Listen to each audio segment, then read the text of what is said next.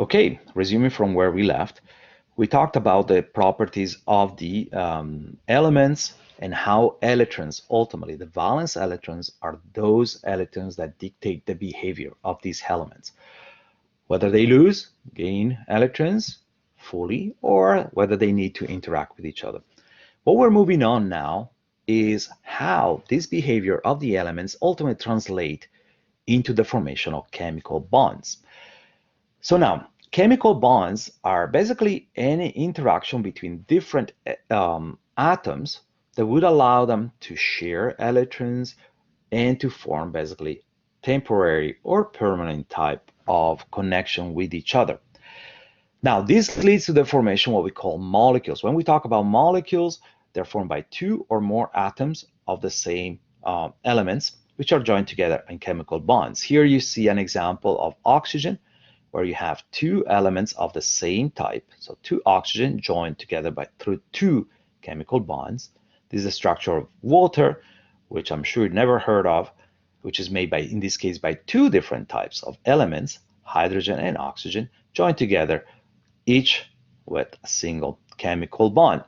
Now, when it comes to compounds, instead, we're talking about molecules that consist of two more different elements in precise proportion. Okay, water, H2O, it's a compound. Okay, so there's a set proportion there, and so when it's a subtype, if you want, of molecules there. When we talk about mixture instead, we will not really talk about, or very little about mixtures. We're talking about two different types of substances. So substances are made by different molecules, different type of compounds, usually, or molecules, which can actually, they're mixed together. So for example, sugar, you take sucrose, you dissolve it in water. You're talking about a mixture of two different types of substances made by two different types of compounds in this case. Now, what type of bonds are we talking about? Again, when we talk about chemical bonds, we're talking about the interaction of two elements of the same type or different types, which leads them to be fully attached or partly attached over time. So the three more common bonds that we'll talk about are the ones that are very important in biological molecules, are ionic bonds, covalent bonds, and hydrogen bonds. And what we'll talk about in the next slides is how are they formed and how can you predict whether two elements will form one type of bonds versus another one. Let's start with the ionic bonds. These are electrostatic type of attractions between elements like sodium and chloride, in this case, that have opposite charge. Okay, it's the opposite charge makes them interact with each other temporarily or permanently. It depends on the environment that they find themselves in. Now, before we move into predictions of formation of ionic bonds, covalent bonds, so on, we have to talk about electronegativity. Electronegativity is one of the properties that atoms have or elements have, which describes how well they pull the electrons. Do they pull them very tightly or do they not that tightly? It's presented as a value which goes basically to 4, depending on the scale, it goes a bit also above 4, but it depends on the scale that you use, but in general it goes up to 4, this value, with the highest numbers showing a higher tendency for an element to actually pull or retain its electrons. For example, chlorine, we talked about earlier on, has a tendency to grab electrons, and that's a consequence of a high electronegativity, which has a value of 3.16. Sodium, instead, would tend to lose its electron, and this is due to low electronegativity. 0.93 is fairly low in the scale. It means that it doesn't hold this electron very tightly, so if another element with high electronegativity is nearby, we tend to lose it and become an ion. That's exactly what we're talking about that. We have now, when we put together chlorine and sodium, you have an element, chlorine, with very high electronegativity put together with an element with low electronegativity, and causes the electron transfer with the formation of a positively charged ion, a cation here with sodium, and a negatively charged ion, so an anion here with chlorine here, which then having opposite charges, they attract each other and they form what we call the table salt, okay, sodium chloride.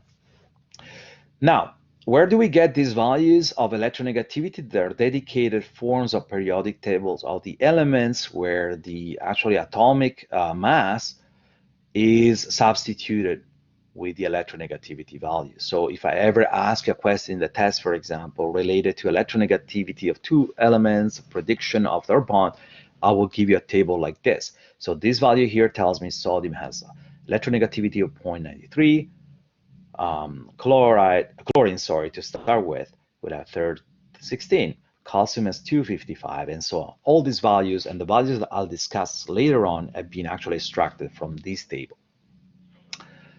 So now, we talked about, so there is, if you have an element with a high electronegativity and one with low electronegativity, they'll tend to ionize and as a consequence acquire opposite charge, which allows them to form an ionic bond. Can we predict, based on the difference of electronegativity, which elements will form an ionic bond, which one would not? Yes, we do.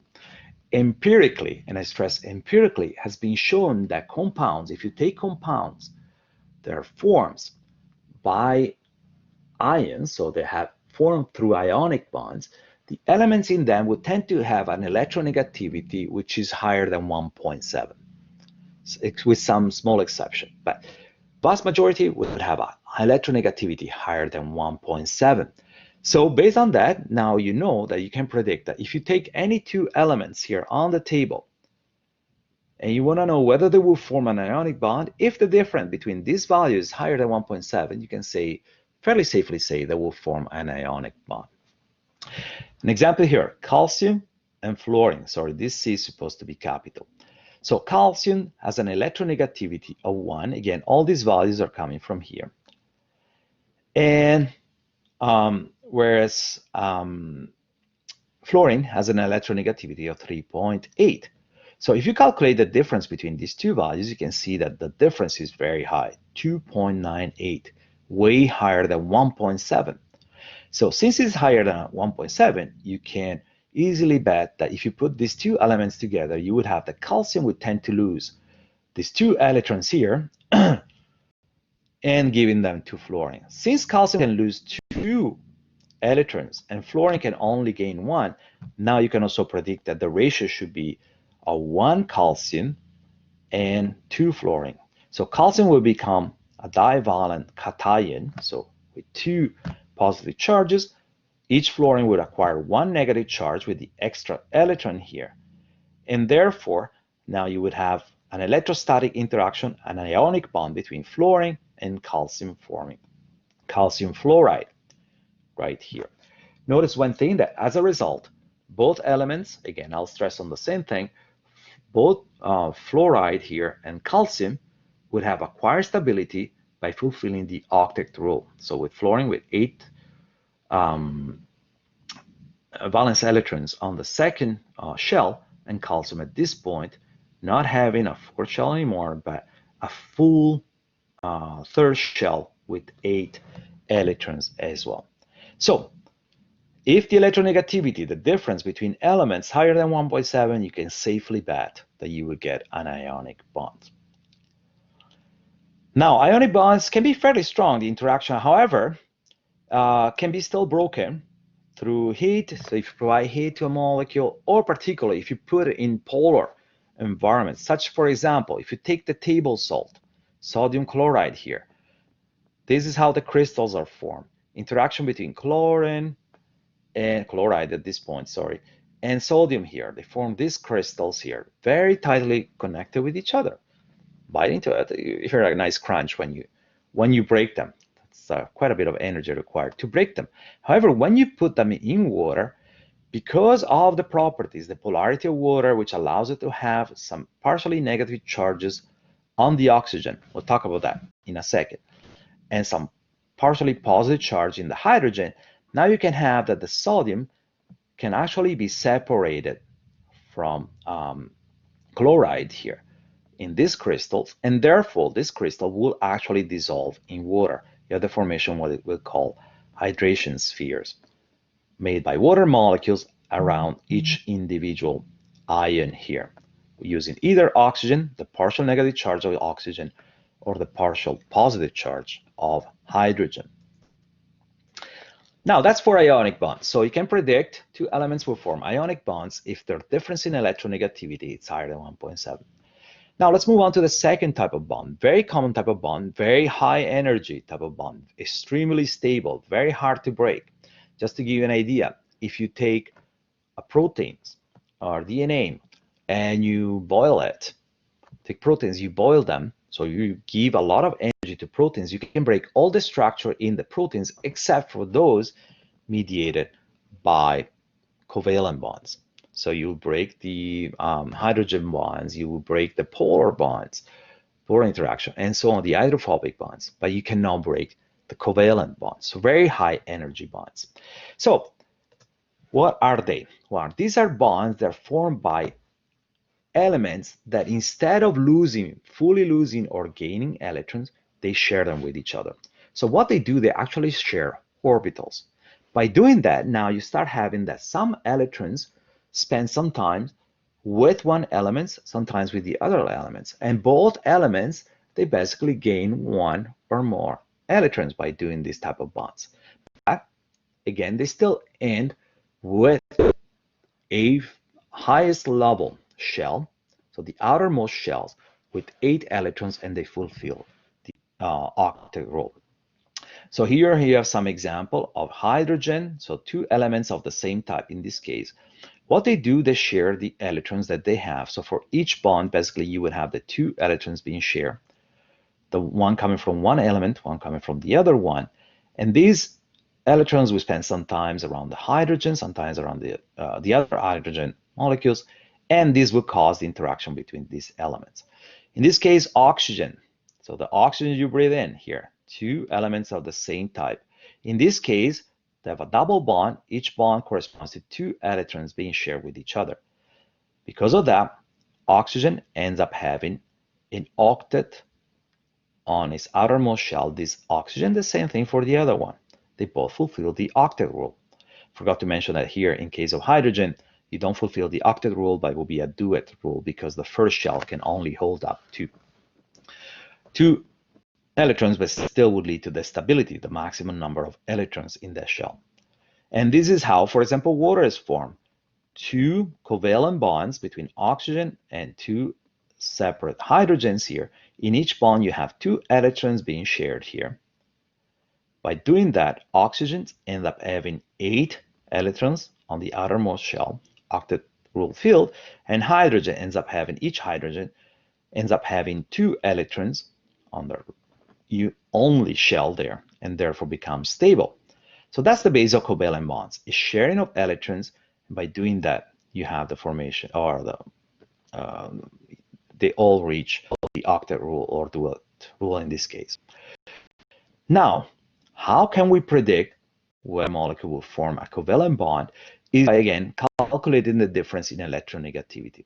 So if the difference between elements is less than 1.7, now you can predict that neither element would have enough strength to fully pull the electrons and take them permanently and ionize, but can still share them together. And by doing that, they will form a covalent bond. Okay, so for example, in hydrogen, obviously the 2 elements have the same electronegativity. The difference is 0. They share them. Same thing for oxygen. When it comes to water, each bond is between oxygen and hydrogen. The difference in electronegativity now, it's less than 1.7. It's higher, obviously, than 0, but still not strong enough for oxygen to fully pull the protons here. Notice one thing, that this type of bond, for example, would have a different difference in electronegativity depending on where this group is located. Okay, so if this is attached to a carbon, for example, this is pretty accurate.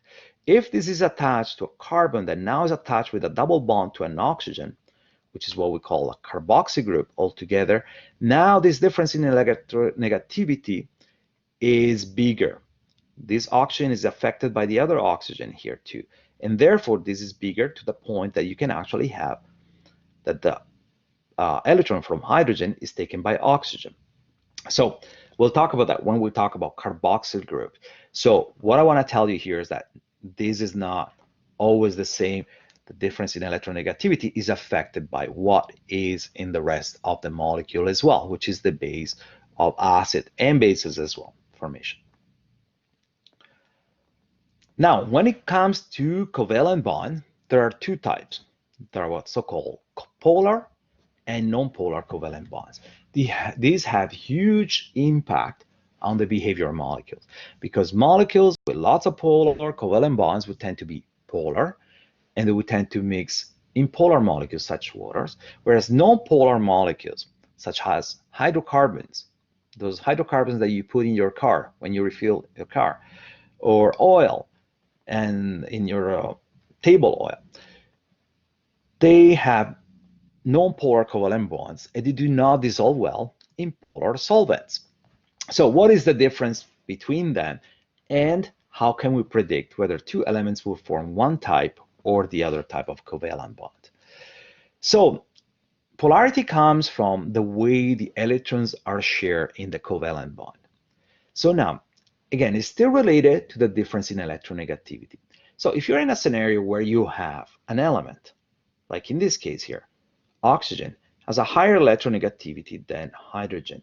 So even though this is less than 1.7, what would happen? These electrons that are shared would tend to be pulled more towards oxygen. Practically speaking, they would tend to spend a little bit more time around oxygen than hydrogen. Okay, and so because of that, these charge that comes with this electron will be polarized a little bit towards oxygen, and oxygen would have a higher percentage of time with more electrons than protons, and therefore would have what we call a partial negative charge. The opposite for hydrogen would have more time with less electrons than the number of protons, has only one electron, one proton, so, and therefore we acquire what is called a partial, not full positive charge. In this case, instead, obviously the electronegativity is the same, means that these electrons that are shared will spend an equal amount of time with this oxygen and an equal amount of this oxygen. So the charge will be fairly distributed. So this bond will not be polar there. Okay. So again, it depends on how the elements pull the electrons, and therefore depends on the electronegativity of these elements. Again, the example here, so in water, oxygen has a higher electronegativity than hydrogen. It tends to pull these electrons, two electrons toward itself, so they spend a bit more time and therefore acquire a partial, slightly negative charge. It's not a real charge, it's partial, it's temporary. It's different from an ionic charge. The same thing for the positive charge in the protons here. Now, one important thing I want you to take home, you always get confused. Here we're talking about polarity of bonds, polarity of each of these bonds, not of the molecule yet. The polarity of the molecules instead come from the combination of all the polar bonds. So in this case, the polarity of oxygen, of our water, sorry, comes from the combination of the polarity of this bond and this bond, which takes into account also the forces that are generated there. So if forces are not opposite to each other, for example, in carbon dioxide, each of the bond here between carbon and oxygen, so there is a difference in electronegativity of about 1 here, and so on. These two bonds are polar, okay? But the overall molecule is non-polar because basically the force originated. Since these bonds are 180 degrees opposite to each other, the overall force that is generated by these polar bonds cancel each other. It's canceled. So this molecule is considered non-polar. In this case, the angle here is about 104 degrees. They don't cancel each other, this force. And therefore, you have a positive pole here, a negative pole here. This molecule is considered polar. So the polarity of a bond and the polarity of a molecule are two completely different things.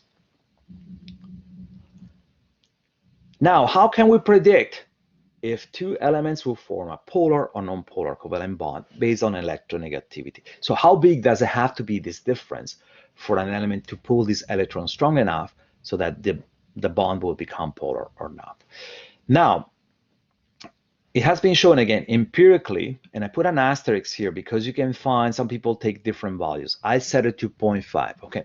So if the difference in electronegativity between two elements is higher than 0.5, but lower than 1.7, otherwise it would be ionic, then could predict that the electrons in that bond will not be shared equally, and that bond will be a polar covalent bond.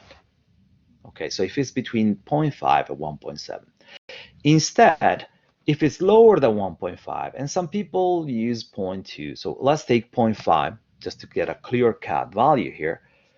At this point, you can predict that the bond, the electrons will be shared equally or fairly equally. There will be no polarity formed in that bond. That bond will be a non-polar, covalent, not covalent, but covalent bond. Some example here, calculation. These are example of calculation I can ask you to do in a test. I ask them all the time. So for example, if you take carbon and hydrogen, these are the elements which are the base of hydrocarbons. Okay, those molecules rich in energy, they're used in your gasoline, okay, or that make up the tails of fatty acid. You'll see when we talk about lipids. So carbon as a electronegativity value extracted from that table that I showed you before of 0.55. Hydrogen has an electronegativity value of 2.2. So both of them can hold on their electrons fairly well. And in fact, when you put them together, the difference in electronegativity comes about 0.35.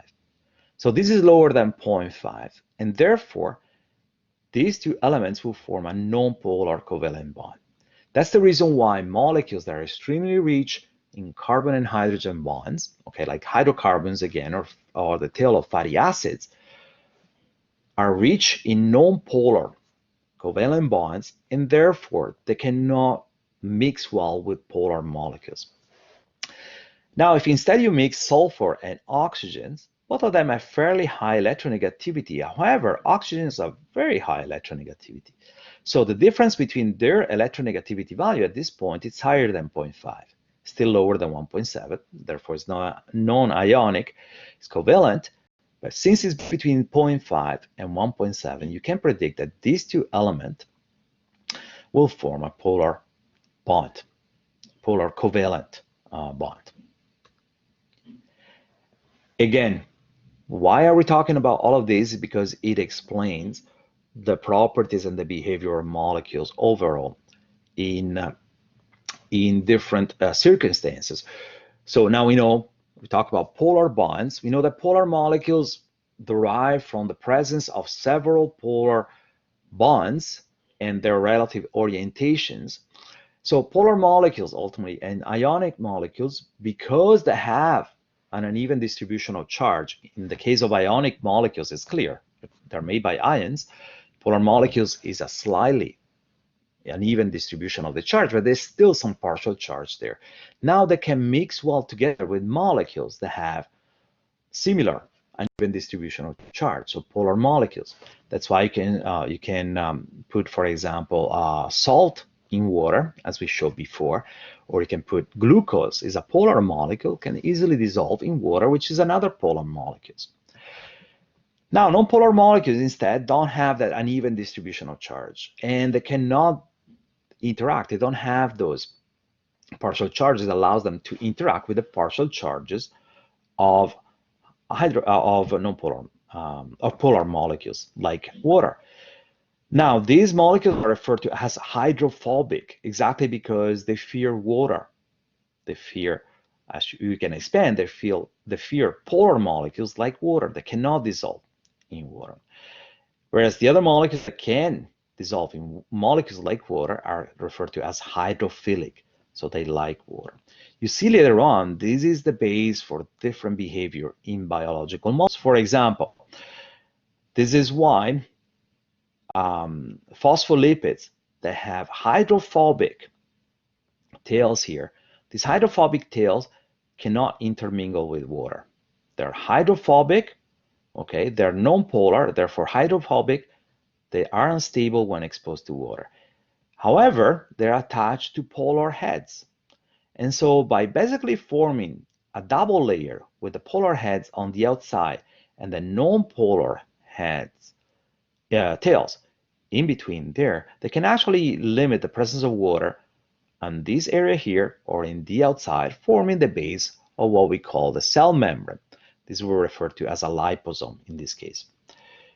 Same thing, that's the reason why oil, which is very rich in hydrocarbons, in fatty acids, with nonpolar tails, so nonpolar molecules, doesn't dissolve well in vinegar, which instead is a polar molecule. So when you put them together, the two phases, they separate fairly well.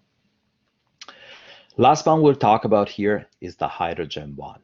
This is a consequence, if you want, of a certain type of polar covalent bonds which involve hydrogen. So now, hydrogen bonds are electrostatic interactions similar to ionic bonds, but they do not involve a full charge, but just partial charge. These are electrostatic interaction between the positive partial charge that hydrogen acquire when they are in a polar bond, such as this one, polar covalent bond, such as this one with nitrogen or oxygen, similar to the one in water. So the electrostatic interaction that they have with another partial negative molecule, element, which is in another polar bond, such as nitrogen or oxygen in this case. So this interaction between this hydrogen, partially positive charge, and this partially negative element here is referred to as the hydrogen bond. Now, this can take place between different molecules, or, for example, water itself. Different water molecules would actually form hydrogen bonds between each other. So this hydrogen here in this water molecule will actually form hydrogen bonds with the oxygen in a different water molecule. So these are referred to as intermolecular hydrogen bonds, or they can happen within the same molecule. For example, in proteins, you'll see it all the time. There's a lot of hydrogen bonds being formed between amino acids which are part of the same chain. We'll see later on. Or you can see between cellulose fibers instead are intermolecular, or DNA strands we form by intermolecular hydrogen bonds. These are very low energy bonds. If you compare them to covalent bonds, they're about 1/10 to 1/20 of the strength. So they can easily be broken, and that's the reason why if you want to separate the two strands of DNA or denature a protein, so break the secondary, tertiary, and eventually quaternary structure of a protein, all you do, you provide heat, which gives enough energy to break this electrostatic interaction. However, and that's the last slide, in terms of content, they work by the number. Hydrogen bonds are extremely weak, but they work in high number. For example, this is the structure of DNA. These two strands are two separate molecules. They're held together by hydrogen bonds between the nitrogen bases. So there are 3 hydrogen bonds here, for example, 2 here, and so on. So having a large number now make these two strands stick together very well. This is a structure of cellulose made by different fibers, and these fibers are kept together through hydrogen bonds here in blue. Having millions of them makes these fibers stick together extremely well. Okay, they work by the number. So summarizing what we talked about in this video and the previous one, in this lecture, we reviewed the properties of atoms, we discussed their structures and what isotopes and radioisotopes are and what they can be used for. Then we focus on electrons. We talked about what they are and where they're found in orbitals and how they can be represented through shell models. We focus on these electrons on the outermost shell, so they are called the valence electrons, which are those that are responsible for the interaction between elements, the behavior of elements and their interactions. And then we talked about the octet rule, which describes how elements can become stable once they end up with 8 electrons on the outermost shell, so with 8 valence electrons. Keep in mind, this applies only to elements up with an atomic number up to 20, so up to calcium. Then we talked about the different bonds, type of bonds. And before we did that, we talked about electronegativity. So this value that tells you how well elements can pull the electrons, electrons or acquire electrons from other electrons that can be from other elements. And then we talked about the different type of bonds, focusing on ionic bonds, what they are and how can be predicted, covalent polar and nonpolar bonds, again, what they are and how they can be predicted. And finally, we talked about the hydrogen bonds.